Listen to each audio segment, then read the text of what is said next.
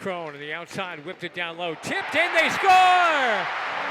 Look out, here come the Teddy Bears.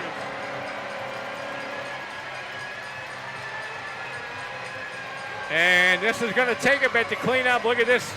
What a great show that is. Amazing view from up here in our broadcast booth.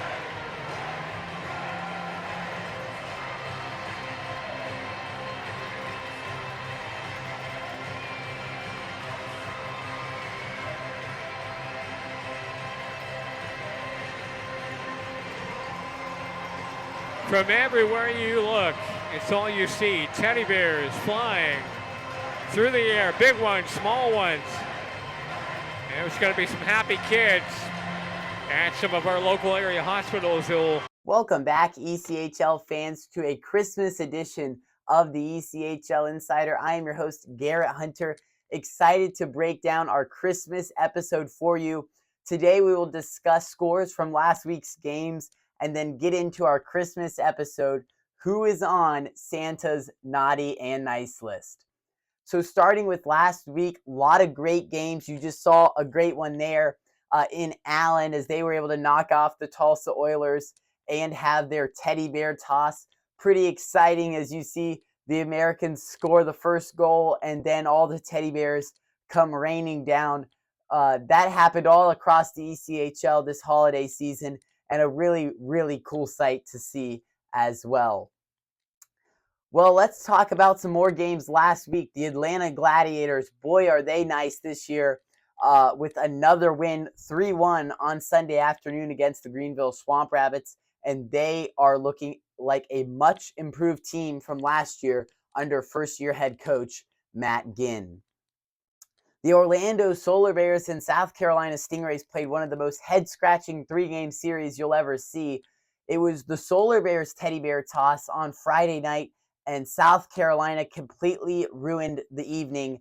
An over-capacity crowd in Orlando, over 10,000 on hand, and they did not get a teddy bear toss until the final horn because of a shutout, thanks to Seth Isley. 2-0, the Stingrays ruined the night in Orlando, and the teddy bears had to be tossed at the end of the game because of a shutout. But the Solar Bears responded. They went up to North Charleston Saturday and Sunday after Friday's loss and shut out the Stingrays back-to-back days. 5-0 Saturday night and 4-0 on Sunday afternoon. Just really impressive by this Orlando group.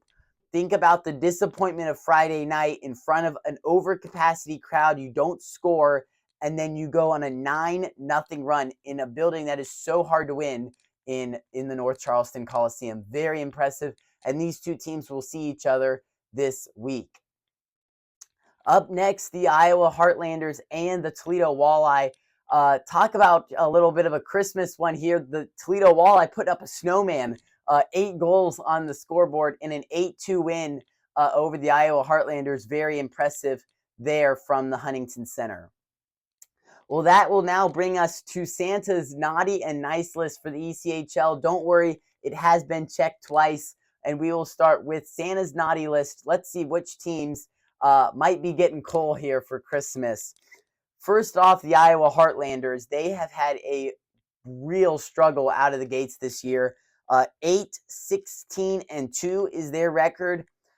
Struggles to pull a good home crowd all year so far for Iowa, and they are on a 5-game losing streak as well. So, we just talked about it. They gave up 8 goals to Toledo the other night. They're just having all sorts of struggles right now. But, the good news is there's a lot of time left in the season, but they have a lot of work to do coming out of the Christmas break. Up next on the naughty list is the Tulsa Oilers. Their struggles might even be worse than the Heartlanders. They have lost 13 out of their last 15 games. Just heartbreaking right now for the Oilers. They've lost a bunch of games on home ice in front of the home crowd, which you don't like to see. But this is a team that really needs to come together and really reunite after the Christmas break and go on a run, because if they want to have a chance in this 8-team Mountain Division, they are going to need a big push coming out of the Christmas break to be a playoff team this year. And finally on the naughty list, the Norfolk Admirals, kind of a surprising team to be on this list, to be honest with you, because of how good they were last year. They made it to the second round of the playoffs. They lost in Game 6 to Trois Rivières, and we know where Trois Rivières went last year. So for this Norfolk team to be sitting, toward the bottom of the entire league is very surprising. But I'll just tell you, the stats are the stats, right? 12 of 14 losses now in their last 14 games. They've struggled on the penalty kill, struggled to find shorthanded tallies. It's just been a struggle for them, really, on special teams and the whole gauntlet of it in the ECHL for the Norfolk Admirals. But there's a lot of time left in the season, and they will need to make a big push coming out of the Christmas break in an 8-team North Division that is very competitive this year. Well, let's turn now to Santa's nice list. He picked out 3 teams in particular that he wanted me to highlight for you on this nice list. So let's start out west. Why not? With the Idaho Steelheads. They are on fire right now in the Mountain Division. We talked about in the offseason what a pivotal season this is for Idaho and Everett Sheen, and the expectations that the Steelheads have really from their fan base and from management. And Everett Sheen has delivered with a very solid, talented roster. I think we saw it really at home last week against the Rapid City Rush. They had blowout wins, including a 7-1 defeat of Rapid City. They look good and they can score, and nobody on their team does it better than Brendan Hoffman, right? First year with the Idaho Steelheads, Hoffman has looked very impressive. 16 goals and 12 assists for a total of 28 points. He looks just about as an elite scorer as any right now in this league. He is very dangerous, and he has looked very sharp so far for the Steelheads, leading the charge for them. And they will look now to take the Mountain Division in 2026. Up next, the Florida Everblades, probably a team that a lot of other ECHL teams would like to see on the naughty list. But no, the Everblades are back again, just competing this year in the South Division behind longtime veteran goaltender Cam Johnson. His goals against right now, 2.18 and a 913 save percentage. He is just, his normal self really right now. He has been just really fun to watch. If you're an Everblades fan, really great goaltender, and the Everblades have looked good in front of him, right? A very solid defensive core that Brad Ralph has to work with, and they can definitely score as well, and they have been piling up the points in the South Division. Well, finally on Santa's nice list, the Wheeling Nailers, right? A little bit of a surprise team. Yes, they made the playoffs last year, but they got quickly eliminated in the first round, 4-1 to the Admirals. And boy, have they just switched it around this year. Also with the first-year head coach, they have looked really, really impressive this year.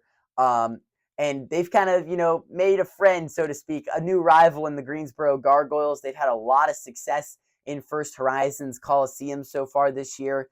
And they have the best record in the ECHL, to be honest. 26-1 are the Wheeling Nailers. Very impressive. And, they're getting goal scoring, but they're also getting goal scoring from the back end, right? And the points are stacking up for defenseman Brent Johnson. He looks really, really good. A key point in this team. He has 18 points as a defenseman, 2 goals and 16 assists, which is really, really good numbers for a defenseman in the ECHL at this point in the year. But they want to see him, continue to pile up points, be a responsible defenseman, help them contribute offense, and go towards a North Division title and ultimately a deep playoff run in Wheeling. Well, that will do it for this nice and naughty list of ECHL teams. We hope you enjoyed it. But now we have one more Christmas present for you, and that's our fight of the week. We've mentioned this South Carolina and Orlando series and how odd it was, 3 straight shutouts. And at the end of Sunday's 4-0 shutout that went to Orlando, things boiled over, right? You've played the same team 3 nights in a row. You've been hitting the same guys. Tempers are going to start flaring, and they did on Sunday afternoon So make sure to check out this big fight of the week. Merry Christmas. We will not have an episode next week for our Christmas break, but we will see you again in 2026 for more great action around the ECHL. Out. Sherratt took a run at Dusty Garagach. Now Kodsey gets hit by Sherratt and they go after him.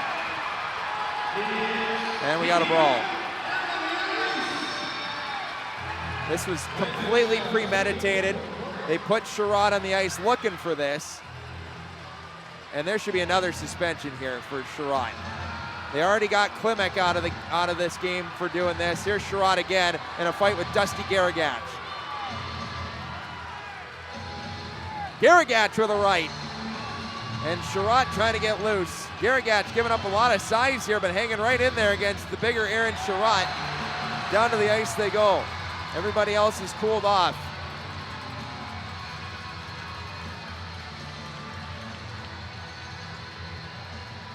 Uh-oh, Sherratt throws a punch at Garagach while he was down, and look out now.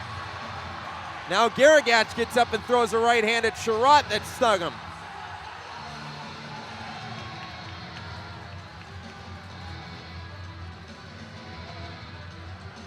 It's embarrassing. Take your lumps. Outscored 9-0 in the last 2 games. Sherratt hasn't played all night. Meaningless. Doesn't do anything. And he got embarrassed by a smaller player in Garagach. Attaboy Dusty.